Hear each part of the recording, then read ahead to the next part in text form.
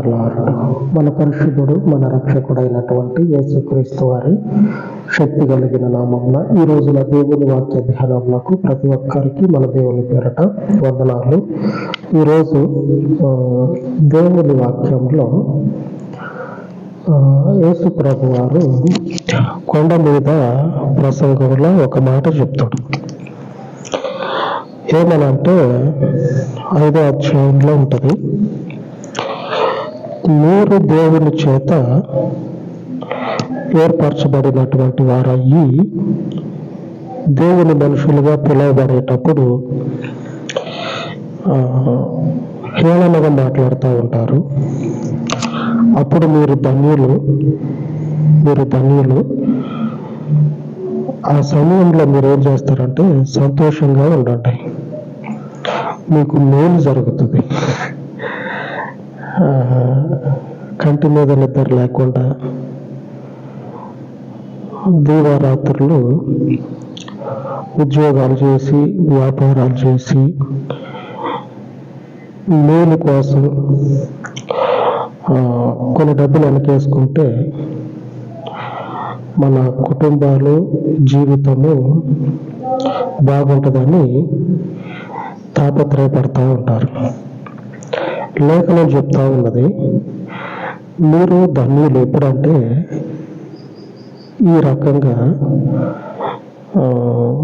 ఉద్యోగాలు రాత్రి పగళ్ళు చేసి వ్యాపారాలు చేసి 4 రాళ్ళు వెనకేసుకుంటే మీరు ధన్యులు కాదు. ఇలాగ ధన్యులు ఎలాగంటే దేవుని నిమిత్తము జనాలందరూ మిమ్మల్ని హింసించి హేళన చేస్తారు కదా, అప్పుడు ధన్యులు. అప్పుడు మీ స్థితి గొప్పగా ఉంటుంది, మీకు మేలు జరుగుతుంది. ఉద్యోగాలు చేసినప్పుడు కాదు, కంటి నిండా నిద్ర లేకుండా కష్టం చేసినప్పుడు కాదు మేలు జరిగేది. ఆయన నిమిత్తము శ్రమ పడటం కొరకు, హేళన చేయబడటం కొరకు ఎవరైతే ఏర్పరచబడిన స్థితిలో ఉండి ఆయనతో నడుస్తూ ఉంటారో వారికి మేలు జరుగుతుంది. లేఖనంలో చూస్తే మత్తయి సువార్త 5వ అధ్యాయము 11-12 వచనాల్లో ఈ విషయం గురించి రాయబడి ఉన్నది. నా నిమిత్తము జనులు మిమ్మల్ని నిందించి హింసించి మీ మీద అబద్ధముగా చెడ్డ మాటలు పలుకున్నప్పుడు మీరు ధన్యులు, సంతోషించి ఆనందించుడి, పరలోకమందు మీ ఫలము అధికమగును. ఈలాగున వారు మీకు పూర్వమందున్న ప్రవక్తలను హింసించిరి. మీ స్థితి పరలోకమందు గొప్పదై ఉంటుంది. పరలోకంలో మన స్థితి హెచ్చించబడిందే అనుకోండి, ఖచ్చితంగా ఇక్కడ కూడా మనము దీవించబడిన వారమే. నిజం చెప్తున్నా, ఇక్కడ మనము దీవించబడినట్లయితేనే అక్కడ కూడా ఖచ్చితంగా దీవించబడతాం. యేసు ప్రభు మొదటే చెప్తా ఉంటా, అక్కడ మీ ఫలము ఎక్కువ ఉన్నదంటే ఖచ్చితంగా ఈడ కూడా దీవించబడతారు. ఇప్పుడైనా చూడండి, ఈ చెడ్డ మాటలల్లా క్రీస్తుని అనుసరించడం మొదలుపెట్టినప్పటి నుంచి ఎదురైతే, మనం అనుసరించటం మొదలుకొని ఇప్పటి వరకు వెనక్కి తిరిగి చూస్తే మన స్థితి హెచ్చించబడుతూనే ఉన్నది, కానీ తక్కువ అయితే కాలే. అక్కడ కూడా పరలోకంలో కూడా మన స్థితి హెచ్చించబడుతుందే కానీ ఏమాత్రం కూడా తక్కువ చేయబడదు. ఆమేన్. దేవుని యందు ఎందరైతే నిరీక్షణ కలిగి ఎందరైతే ఈ మార్గమందుండి క్రీస్తుతో పాటు అనుసరిస్తూ ఉన్నారు దేవునిని, మీ జీవితాలలో ఎదురయ్యే ప్రతి హింసకి ప్రతిఫలంగా దేవుడు ఏం చేస్తాడంటే హెచ్చిస్తాడు, మన జీవితాలను ఆశీర్వదిస్తాడు. సామెతల గ్రంథంలో సొలొమోను అంటూ ఉంటాడు, దేవుని ఆశీర్వాదం ఒక మనుషుడు చేసేటువంటి కష్టానికి సమానముగా ఉండక మనుషునికి కష్టానికి మించి ఆశీర్వాదం ఉంటుంది. మనం చేస్తే ఒక రోజు అంతా కష్టపడితే కొద్ది ఫలమే రావచ్చు, లేకపోతే ఇంకొంచెం కష్టం చేస్తే దానికి కొంచెం ఎక్కువ రావచ్చు. దేవుని ఆశీర్వాదం కనుక ఉంటే వీటిని తలదన్నుతుంది. ఆ కొద్దిగా మించినటువంటి ఇంకొంచెము వీటిని తలదన్ని దేవుని ఆశీర్వాదము సమృద్ధిగా మనకేమవుతుందంటే జీవితాన్ని ఆశీర్వాదకరంగా తిప్పుతుంది. ఈ ఆశీర్వాదము మనుషుల జీవితాలలో వారు చేసినటువంటి కష్టంతో పోల్చితే ఎక్కువే కానీ తక్కువైతే కాదు. ఆమేన్. ఇలాగనే దావీదు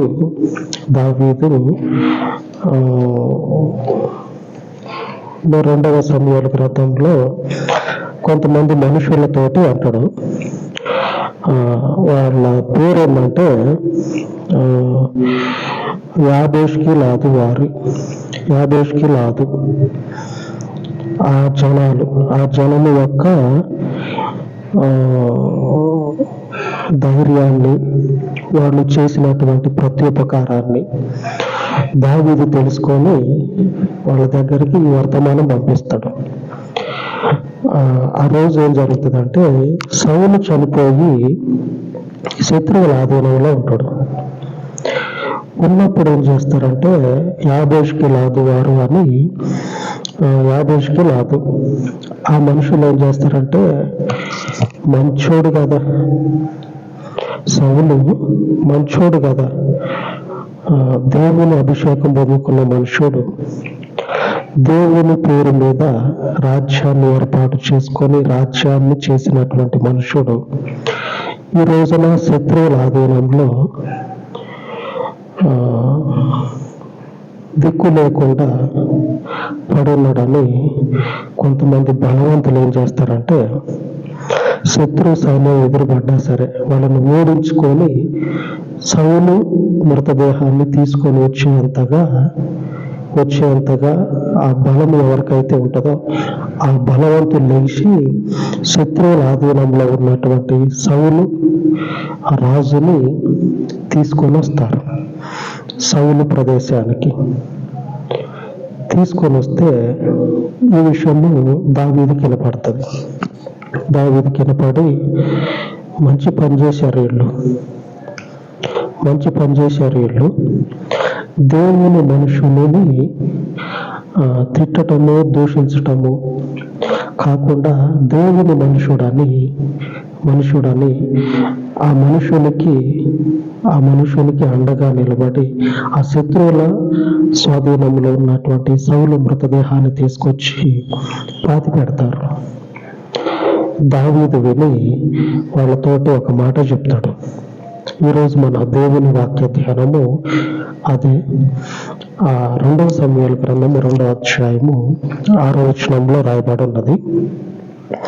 యెహోవా మీకు కృపను సత్య స్వభావమును అగపరచును, నేనును మీరు చేసిన ఈ క్రియను బట్టి మీకు ప్రత్యుపకారము చేసేదను. మీరు దేవుని మనుషునికి ప్రత్యుపకారం మేలు చేశారు. దేవుని మనుషుడు చనిపోయి ఉన్నది అక్కడ మనపోటి మనుషుడు, సాధారణమైన మనుషుడు కాదు, నార్మల్ పీపుల్ కాదు, దేవుని అభిషేకం పొందినటువంటి మనుషుడు. రాజు అని చెప్పుకున్నా సరే తక్కువే, రాజు అని చెప్పుకున్నా కానీ తక్కువే. ఈ రాజుకు ముందు దేవుని ఆత్మ చేత నింపబడి దేవుని అభిషేకమును పొందుకున్నటువంటి సాధారణ మనుషుడే కానీ దేవుని చేత అభిషేకించబడిన మనుషుడు.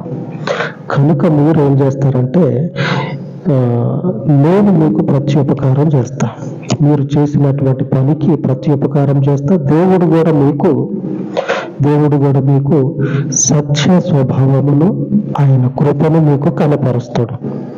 ఆమేన్. దేవుని కృప మీ మీద మెండుగా ఉంటుంది. అలాగనే ఆయన యొక్క సత్య స్వభావము మీ జీవితాలలో ఆయన సత్యము నిలబడుతుంది. మీ జీవితాలలో ఆయన పరలోకపు సత్యం ఏమవుతుందంటే మిమ్మల్ని స్థిరపరుస్తుంది.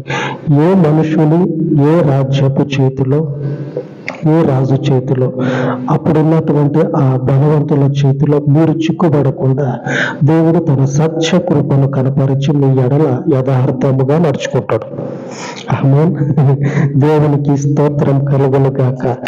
యథార్థముగా ఉన్నామా మనము దేవునికి, దేవుడు మనకి యథార్థముగా ఉంటాడు.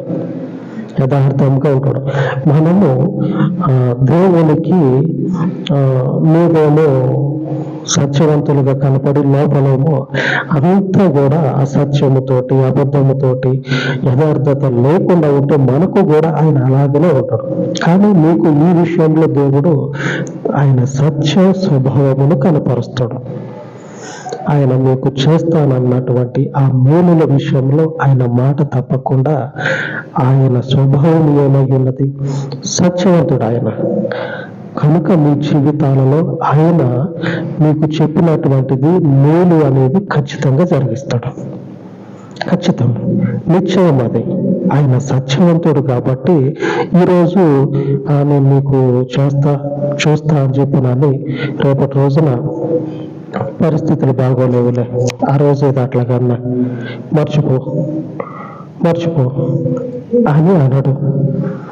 ఆయన సత్య స్వభావమును మీకు కనపరుస్తుడు. ఇదే కాదు, ఇది ఒక్కటి చెప్పి ప్రైజ్లాడు చెప్పి ఇంటికి పోయి మంచిగా తిని తాగి దుప్పటి మొన్న కొన్నావు కదా, ఇంట్లో అమ్మటానికి వస్తే దుప్పటి కప్పుకొని పడుకో. ఇదే కాదు, నేను కూడా మీకు మేలుకు ప్రతిగా మేలు చేస్తా. దేవునికి స్తోత్రం. మనము అనుసరిస్తా ఉన్నాం మన దేవుణ్ణి. అనుసరించేటప్పుడు జనాలందరూ మిమ్మల్ని దూషిస్తా ఉన్నా కానీ యేసు ప్రభు ఏం చేస్తాడంటే దేవునికి కుడి పక్కనే ఉన్నాడు కదా, మన గురించి రికమెండేషన్ చేస్తాడు. ఆమేన్. మన గురించి రికమెండేషన్ చేసి మనకి ఆయన యొక్క సత్య స్వభావమును కనపరుస్తాడు యేసు ప్రభు. ఆయన నిమిత్తము చెప్తా ఉన్నాడు, నా నిమిత్తము మీరు హింసించబడితే ధన్యులు మీరు, మీ ఫలము ఇక్కడ అక్కడ పెరుగుతుంది. ఆకాశంలో మీ ఫలము హెచ్చించబడుతుంది, తద్వారా భూమి యందు మీ స్థితి ఆశీర్వదించబడుతుంది. ఆమేన్. నా నిమిత్తము మీరున్నారు కాబట్టి దేవుని సత్య స్వభావము మీకు తప్పక కనపడుతుంది. ఆయనకు ఆయన ప్రజలకు ఎవరైతే మేలు చేస్తారో, ఆయన ప్రజలను ఎవరైతే సాత్వికముతో, ఎవరైతే సమాధానముతో చేర్చుకుంటారో వాళ్ళ జీవితాలలో దేవుని మేలు తప్పక కనపడుతుంది. ఈరోజు దేవుడు మనకు చెప్తా ఉన్నాడు, మన జీవితాల్లో అనేక సందర్భాల్లో దేవుని బట్టి నిరాకరించబడినటువంటి స్థితిలో ఉన్నాము, దూషించబడిన స్థితిలో ఉన్నాము, ఉమ్మి వేయబడినటువంటి స్థితిలో ఉన్నాము. మనుషులందరి చేత, నా అనుకునేటువంటి వారి దగ్గర నుంచి ఎవరో తెలియనటువంటి మనుషుల వరకు ప్రతి ఒక్కరి చేత నిందించబడిన స్థితిలో ఉన్నాము. ఇవన్నీ దేవుని కనుచూపు ముందు మరువబడకుండాను గాక. ఆమేన్. దేవుడు ఖచ్చితంగా వీటికి తగినటువంటి ఫలము మనకు దయచేయును గాక. మీ జీవితాలలో ఆయన ఫలము సమృద్ధిగా ఆయన అనుగ్రహించును గాక. ఆమేన్. ఎందుకంటే మనం అనుసరిస్తా ఉన్నది సత్య స్వభావమును కనపరిచే దేవునికి, సత్య స్వభావమును కనపరిచే మన దేవునికి. దావీదు చెప్తా ఉన్నాడు, మీరు ఎంత ప్రయాసపడి సౌలుకు చేసినటువంటిది నేను విన్నా నేను మీకు తిరిగి ప్రత్యుపకారం చేస్తా. దేవుని పేరట ఒక మనుషునికి మీరు మేలు చేశారు, దేవుడు ఖచ్చితంగా చేస్తాడు. నేను చెప్పకపోయినా దేవుని మనుషులకి చేసినటువంటి మేలుల విషయంలో దేవుడు తిరిగి వాళ్ళకి ఏం చేస్తాడంటే మేలు తప్పక చేస్తాడు. నేను కూడా మీకు ప్రత్యుపకారం చేస్తా. మేలు చేశారు నాకు, నేను మీకు తిరిగి మేలు చేస్తా. ఆమేన్. మన జీవితాలలో దేవుని యొక్క సమాధానము సమృద్ధిగా మన మీద వర్షము వలె కురియను గాక. ఆమేన్, ఆమేన్. అలాగ ప్రార్థించుకుందాం. పరిశుద్ధుడు అయిన తండ్రి, ఈ ఉదయకాలమందు అయ్యా సౌలు జీవితంలో కనపడుచున్నటువంటి మేలుల విషయమై సౌలుకు తండ్రి అయ్యా యాబేష్గిలాదు మనుషులు చేసినటువంటి మేలుని దావీదు జ్ఞాపకం చేసుకొని తిరిగి వారికి ప్రత్యుపకారము చేయుటకు సిద్ధపడినట్టు లేఖనము సెలవిస్తూ ఉన్నది.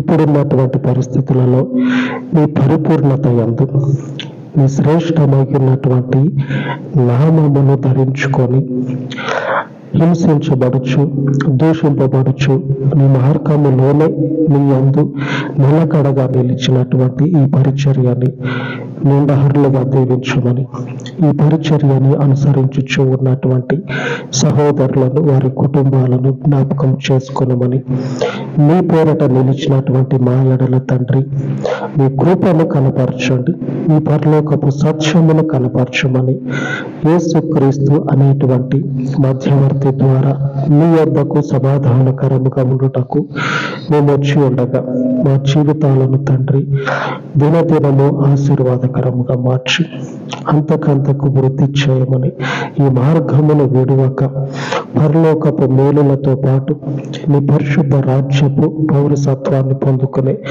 గొప్ప స్థితిని తండ్రి మేము కలిగి ఉండే పర్యంతము కూడా నీ కృప చేత మమ్మల్ని ముద్రించమని యేసుక్రీస్తు శక్తి కలిగిన నామమున ప్రార్థించి వేడుకొనుచున్నాను తండ్రి.